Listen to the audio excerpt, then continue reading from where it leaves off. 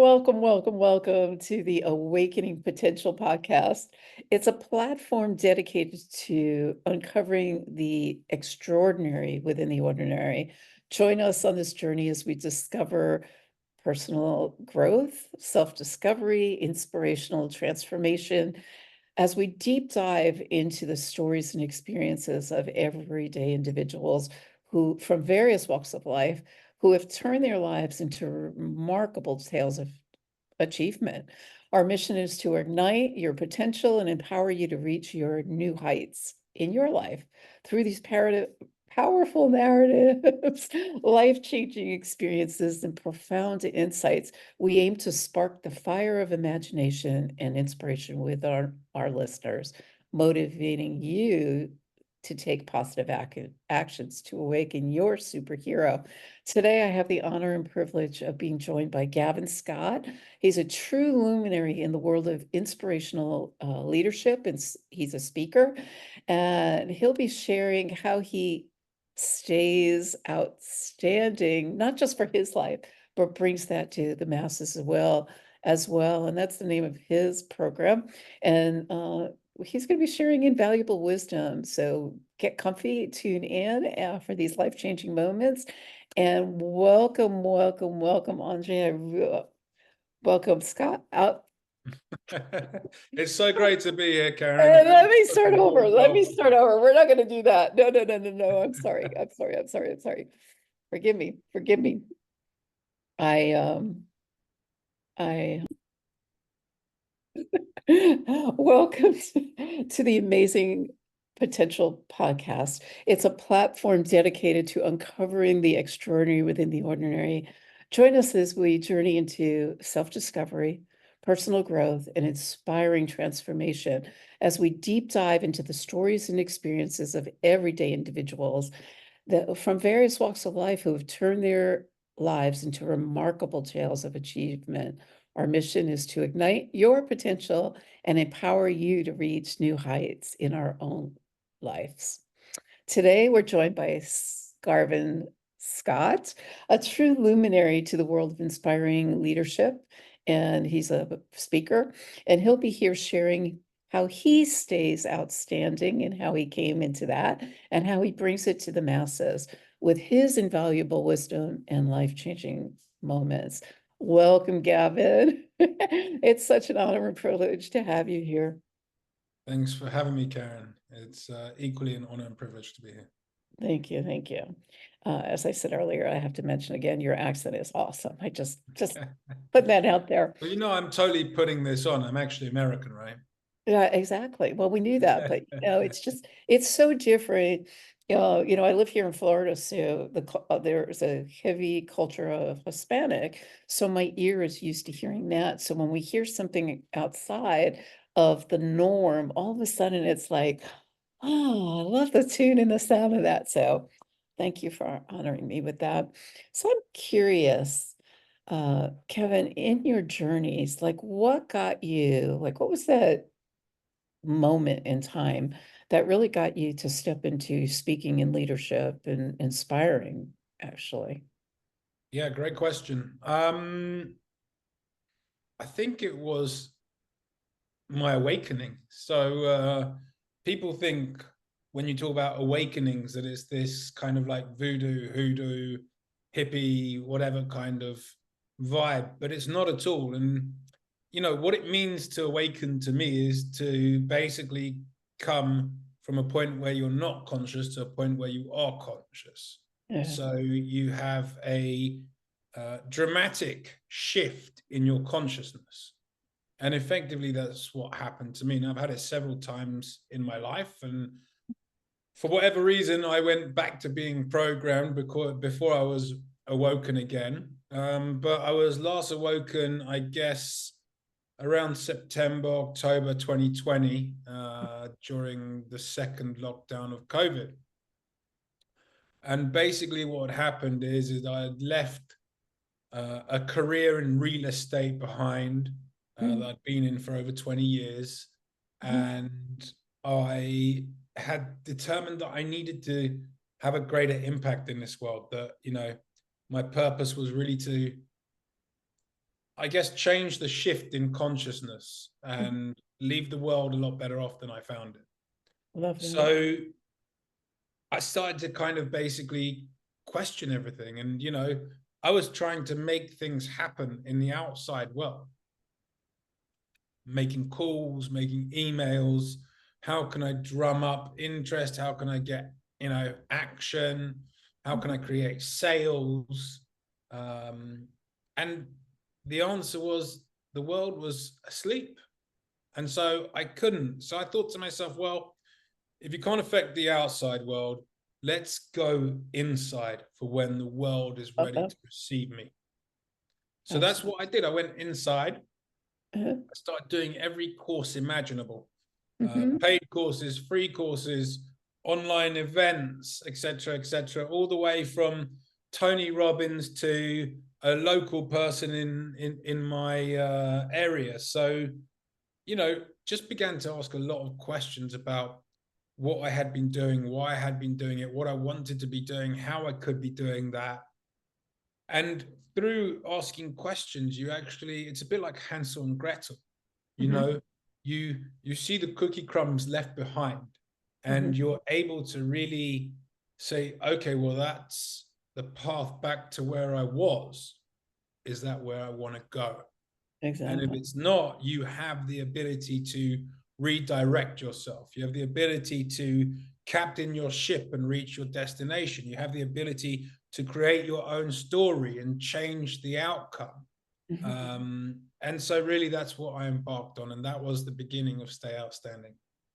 I love that. I love that. And I just want to hit on a couple of key points that I heard you say for the listening audience, because I am a huge fan of that.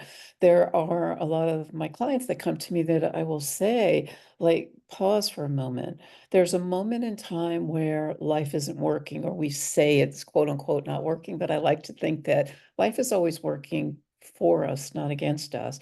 But when we see it and we're in the thick of it, you're not like, it's just like, oh my God, the sky is falling. But when you step back and you really, really, really give some thought to like what's happening, there's always some magic in it. There's always a silver lining. I always look for the silver lining. And, some people say, oh, Karen, you're too woo woo. No, no, no, no, no, no, no. Because, and I'm curious to find out what it was for you. So in a moment, but once we find out what it is, we have this aha moment. And then, as you said, we ask the questions. And that's getting out, that's a stretch for many people, is like, where do I start? What kind of questions do I even ask? And then, will I like what I hear? Not always, but I promise there's always the next step, the next step, the next step. And a lot of people I hear as well will say to me, Karen, I can't afford you. I can't afford this. Well, I've invested a whole bucket load, as I'm sure you did, but there's also things called books. There's also a thing called free webinars and seminars, and there's a starting place. You just have to be willing to want to. And once you make that commitment to yourself, what's possible? Well, that willing to want to is a really interesting mechanism, because, my two best mates on this entire planet both want something different from what they're currently getting. Mhm, And time again, I've asked them, so what is it you want? mhm. Okay, if that's what you want, then what do you think is the path? It doesn't have to be the path, but you've got to start laying the yellow bricks down the yellow brick road so that you can Okay, actually yeah. come to your destination, one Mhm. brick in front of the other. And they don't know. So, and I'm not talking about the destination bricks, I'm talking about the yellow bricks in front of you. And so, if they're not even willing to lay those bricks, then they don't actually have willingness at all. So, Exactly. the lack of willingness comes from a complete conditioning and programming from what society has taught us to be right or logical or sensible, or how life should be. And actually, this entire planet has got it completely upside down when it comes to the education and the how we should live paradigm. It's just Exactly. completely upside down. Mhm. Yeah, I couldn't agree more. I couldn't agree more. What was I'm curious, Gavin, for you, like, do you find a correlation or with the people that you're inspiring as well? I find a lot of correlation between what we played with as a child or what we did as a child to we're living our purpose today, right? And really in alignment with that purpose. What you play with as a child, and was there any alignment to inspire what you're doing today? I think absolutely there is. And unless you're curious and you start asking questions, you won't find it. But to give your audience an example, Mhm. you know, I would, as a kid, I would go out into the garden and I'd kick a football around and I would effectively play and train on my own. You know, my brothers were at school, my friends were wherever they were, got home from school, and I would play football. And during that time, I would often imagine the players on the pitch with me. I would imagine the crowd roaring. I would imagine, you know, the ovation coming off the pitch. I would imagine all of those things, how they looked, how they felt, how they smelt, you know. Mhm. And I think looking at it today, like how I really align with my younger self, that younger version of me was so free. It Yeah, had just freedom in his blood. And, you know, I'm currently writing a book about happiness. And for me, a large component of happiness is that joy of freedom, that freedom of absolutely. mind, that freedom of being, that freedom of speech. And a lot of that actually, once you become an adult and you're educated and you're in society and you're conditioned, a lot of that goes away. And Yeah, as coaches, I'm sure you'll resonate with this. One of the biggest challenges we have is getting people to change their belief systems and understanding their belief patterns and how they absolutely. cause their results, basically.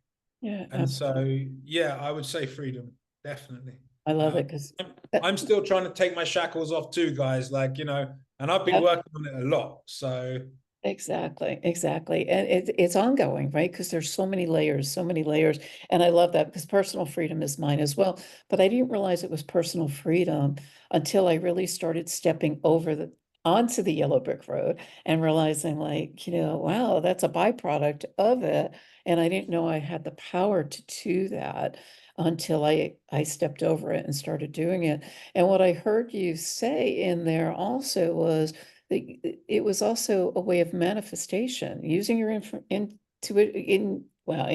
I'm sure was part of it, imagination, and we get away from it because society, oh, you can't do that anymore. And it's not right to daydream or whatever. But when we stay in that curiosity and that childlike wonderment, and what I heard you saying was you played it over and over again in your imagination and you smelt it and you were using your senses, which is the feeling aspect of it as well. That's when things start opening up and doors start opening up for us. And beautiful example of that. So thank you for sharing that because a lot of people forget that. And as a coach, right, we attempt to get people back into the inquiry, the self-inquiry. It's called self-inquiry for a purpose. And I remember, and I'm sure you must have stories as well. I remember very vividly, we have an event happen, and then all of a sudden it's like, oh my God, the sky is falling. And how am I going to step into a new future version of expanded for future version of myself? For me, it was like my divorce back in 2007. And I was like, oh my God, the sky is falling. I was victim. I was no self-esteem, no self-worth. And I had no vision of what that was going to look like. I had no imagination back then because it had gone down the tubes because I was adulting. So and I was looking for things outside of myself. And it wasn't until I started, as you had said earlier, looking within because it wasn't working it without, and I have to remember when I'm pointing and blaming everybody else, there were three fingers coming back at me. And I had to really teach myself to be responsible for my actions. And this is what I'm hearing you've done.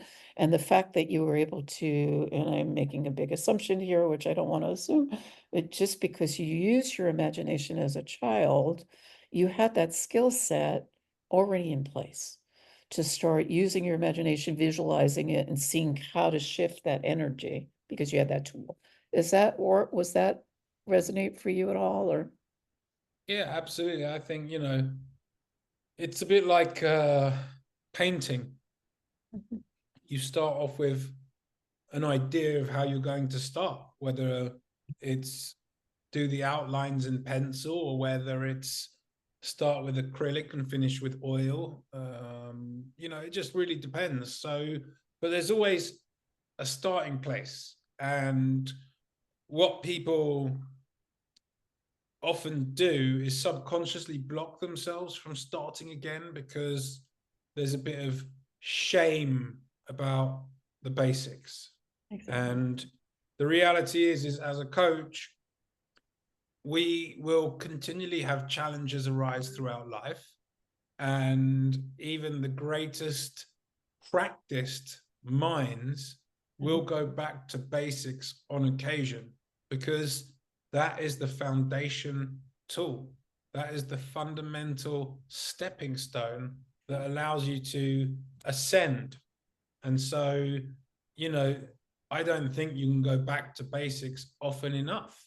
Mhm. People often get obsessed with wanting to get more or have more. Well, I think they're trying to basically create the wrong scenario. What they should be saying is, how can I progress or ascend more efficiently? Exactly. And more often than not, a review and a study of what your last ABCs were. Mhm. Start at the beginning again, because you'll find when you do, things have changed, and you'll find that you'll be able to jump higher and further than the last time you did the exercises. So I think going back and doing your ABCs, the basics, the fundamentals, really an important exercise. I couldn't agree more because, again, everything builds, they're building blocks, but it's nice to review, also stop and point, not only to acknowledge yourself and celebrate. We don't celebrate enough. I don't know about you, but I've done so much work over the years, and it's exciting for me. I've become a knowledge junkie, which, I don't want to say that's a good thing, right? Unless it's applied, because knowledge is just knowledge until it's applied. I utilize all of it. Do I remember all of it all the time? I have to pause and go back and say, well, let me look in my toolbox and, oh, this will work really well here. And, this can be applied here. Uh, um, so sounds like you've invested quite a bit in yourself as well, and to get where you are today. Is that pretty much Yeah, I would say not only in monetary terms, but exactly? more in time and Mhm. energy. When you go into those things, you really want to be in the right energy. So Absolutely. if you come home from work and you're exhausted and you sit down at your home study and you're like, oh, I have to do this, and you start writing, that's Mhm. the wrong energy. you know Exactly. Couldn't agree Stop, more. go for a short walk, go for a short run. I don't Mhm. know, do whatever it is, have a little dance, maybe have a pillow fight. Just do something to change the mood and Exactly. get in the right energy. Love it. Yeah, everything is energy. Right? So couldn't agree And more. energy is everything. And energy is everything. Absolutely. Absolutely. Um, what got you into how'd you create Stay Outstanding? Like what were the building blocks for that? And I'm gonna have all your information in the show notes. So just something brief to tell the audience, to leave the audience with, you know, who you are in that realm. Sure. Well, basically, I'm a guide for others. You called me a luminary. Thank you very much. That's a great honor. Um, Stay Outstanding, I created on my own, in my own search for progression, Mhm. for, when I was seeking to find a way to ascend more efficiently in my consciousness. So, for instance, I will not limit consciousness in any way. No one should ever limit consciousness, because you can't put a limit on consciousness. Exactly. However, if you want to make progress and you want to be efficient with it, it needs to be measurable. So I created this scale of 0 to 100. And I thought, you know what? If I stay above 70, right? Let's say the mean average is 50. Right. If I stay above 70, that means I'm staying outstanding. That means I'm at a higher level, excuse me, a higher vibrational level, a higher energy level than most people joining us on this consciousness journey. So I would go through programs and, I'd read books and I would do all the courses, and I would think, yeah, I'm here. I'm at 70. Sometimes I'm at 80. You know what? Sometimes I'm even at 90, but I'm definitely above 70. And I thought, well, hang on a sec. This wasn't the goal. Let's take this 30%, this 70 to 100, and let's extend it back out. And let's make that 30% another 100. And I thought, well, if I can be above 70 in this 100, that would be staying outstanding. So again, I would practice. And after a period of time, I would consistently be above 70. And I thought, well, hang on a sec. This is getting too comfortable. Let's take that 30% and let's extend it back out to 0 to 100. And let's get into the 70 to 100 bracket. So I would practice, and inevitably at some point, sometimes longer, sometimes shorter, I would consistently perform at 70% or better. And so what I do is I use that measure to say, I've ascended to this level of consciousness and I have a desire to reach this level. I'll now collapse the time frame, and then I'll extend it and I will go again. So every time I ascend in my consciousness, that allows me to create a new measurement. So effectively what I call it is the ladder of ascending. Love it. Yeah, so awesome. It's so awesome. As a coach, I think it's so, and I align with you totally, because I find when I measure myself and able to extend myself, I can then be there and have that for the people that I'm serving. And I'm sure that's part of where you go. And then when you take what you've learned and you able to share from that space, it just enriches everybody else's consciousness in the space. We talked about consciousness, and you've mentioned it a few times, and this is all about awakening potential. So, as you've expanded your consciousness, and I'm asserting you also affiliate yourself with other conscious-minded people, right? Because like attracts like. What is that for the listeners out there who are just starting off their journeys and they don't know what they don't know? Why would they want to, what are the benefits of becoming conscious? And why would they want to even attempt to do that?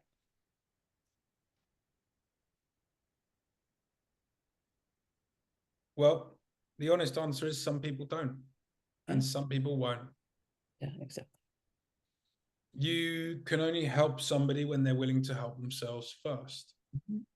So that person needs to want a change in their life. Exactly. And without that, this journey is pointless. They may as well remain in the conditioned world and enjoy whatever it is that offers to them. So recently, I was with a friend of mine and I was talking about a business that I am creating and the sort of idea or destination or the goal of this business. And he instantly said, you can't do that. It's impossible. It's too big. It's too complex. It's too technical. It's too this. It's too that. Now, if I allowed everybody I met to impede their opinion on my consciousness, I Absolutely. would be as conditioned as they are. Yeah. But I know that better than that, I know not to take that on board. But what was really funny was he said to me, Gav, you know, I know that you're going to really make an impact in this world, but I think it would help if you just sort of downsized your aspirations a little. And I was like, man, I feel sad for you because you have this box that you live in, and Exactly. you have a greater capacity than you know to live beyond and outside of that box. And, you know, there really is a magical garden, a magical theater out there, a wonderland Exactly. where things that you don't even believe are possible come to reality. And, you know, it's this idea that we have to align with what we were taught or what our generational beliefs are. Like, it's just, you know, when you become conscious, you begin to understand and see and smell, because it's all around us. Mm-hmm. And when you awaken, honestly, guys, you will be so dismayed at how this world runs in its clockwork like sort of way. Because when you understand the conscious way, the way that we're running out there, it's so beyond the right way. It's just, it, you know, if it was a smell, it would stink. If it was a truth, it would be a lie. You know, if it was black, you would see it as white. Like, it's really that distinguishable. Exactly. And it's really getting people to practice enough that they begin to see it and smell it and understand it like that. And, you know, I think the biggest lesson for any of us is we all want more from life. Like, as much as this journey, this human experience is a wonder and a beauty, it is so delicate, so fragile, and so short. And so my question to your listeners is, why would you live an ordinary life when you could live the life of your dreams? Mm-hmm. Absolutely. Absolutely. And I thank you for that. Because the question was going to be, what are you going to leave? My next question was, what are you going to leave our listening audience with? Do you have any other aha moment? That was brilliant. And thank you. But is there any other little nugget, I like to call them pearls of wisdom, that from your experiences that you'd like to leave the listening audience with before we part? I have two. Okay. One is very recent, and one is a couple of years old. So a few years ago, I created a vision board, and you know, as coaches and stuff, and I attend programs myself, we recreate them every year. And these days, it's all done on Canva digitally and whatnot. But this one, I decided that I wanted to create as a piece of art. And Mhm. so I've done it in pencil. And Mm. yes, along the years, I've, you know, erased some things out and changed a few things, and that's okay. But one thing that's never changed on that was a picture of somebody swimming. Inevitably, obviously, it was me. And I never really knew what that meant. But I enjoyed being in the pool as a kid, you know, playing games, throwing balls around, whatever. But 2 years ago, 3 years ago, I was living in Spain, and we had lockdown 2. And I was very fortunate to have a great amount of freedom, because the police only checked the main roundabout up the top of the road. They never went down the beach. So I got to walk up and down the beach for most of lockdown, which was an absolute joy, because I know a lot of people didn't have anywhere near those freedoms. Right. And one day I'm looking across the water and I see a light. And I'm like, I wonder where that light's coming from. Well, sure enough, it's coming from Morocco, which is in a completely different country. And I'm like, well, if you can see it, you must be able to swim it. which I don't even know to this day why it came up. Like, it was just a question. It was curiosity. Let's get curious, guys. Love it. So I went home and I researched, are you able to swim from Spain to Morocco? And there's an official challenge called the Gibraltar Straits. It's an open water marathon. It's 16 kilometers long. And I thought, well, if you're going to do that, why? You know, if you're going to do anything that's tough in life, you've got to have a why. Otherwise, you won't see it through. And I'd done all these peaks and mountains, you know, Kilimanjaro, Mount Fuji here in the UK and Europe, and even an advanced base camp in Everest. So I thought, well, if you're going to swim, why? And I thought, well, you know, I'm lucky enough to have traveled, and I've seen a lot of places ruined by this plastic pollution. So I thought I would raise awareness about plastic pollution in our oceans. And at this point, obviously, I didn't know how to swim. I just knew how to frolic in the water. A bit like a hippopotamus, I guess. And so I got a coach, and I started to learn to swim. And then I got a better coach, and I started to swim better. Then I got an international coach, and I started to swim really well. And the Spanish authorities said to me that I couldn't do it until 2025 because there was a real backlog and nobody was swimming during COVID. And I thought, well, hang on, there's no COVID out there. This is madness. In the middle of the sea, for, you know. Right. Anyway, so I was really frustrated, and my coach could sense that. And he said, I've got a spot for you, Gavin. And I said, a spot for what? And he goes, the English Channel. Now, the English Channel was 32 kilometers, not 16. And I said, thanks very much. No, thank you. Not interested. Never wanted to do it. Goodbye. And I'm on the phone to some clients. And I'm always telling people, if you put your mind to it, you can achieve anything. Absolutely. So I hear the hypocrite and I feel guilt and shame.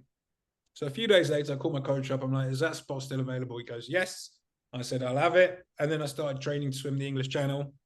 And in October 2023, I swam the English Channel. Love that.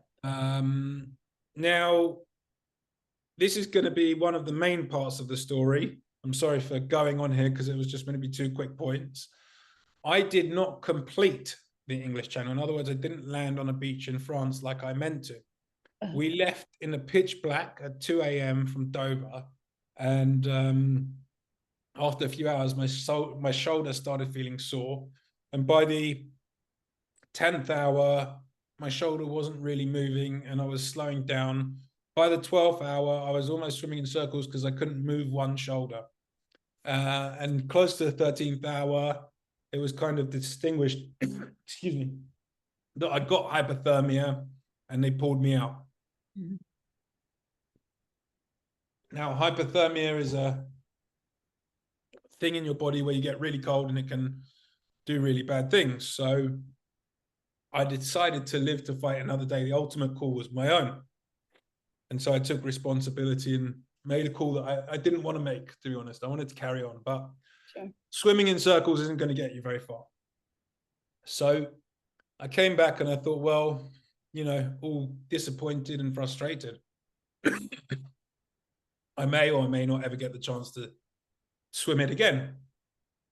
And so what happened that day was I created a real basis to understand the success story of the journey and the destination. Mm-hmm. And so, of course, everything I had done had been a success. I couldn't swim. I learned to swim. I swam a part of ocean that most people would never dream of in their lifetimes. I raised awareness. I raised financial funds for charity. So all of these things point to success. Now, the naysayers out there will say that I didn't finish or whatever. But as far as I'm concerned, the only thing that happened that day was I moved the goalposts of success to here. Exactly. And so it was a complete success. And my second story for your listeners, which hopefully will be a lot shorter, there's less background in it.